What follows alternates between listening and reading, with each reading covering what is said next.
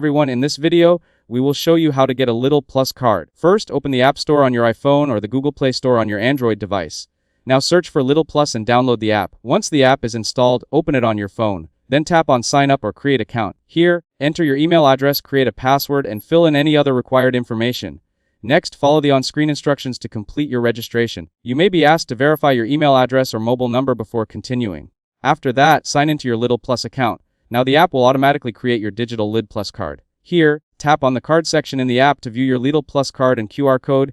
You can use this digital card whenever you shop at Lidl to access grocery discounts, special offers, coupons, and loyalty rewards. Before paying at the checkout, simply open the Lidl Plus app and show your digital card to be scanned.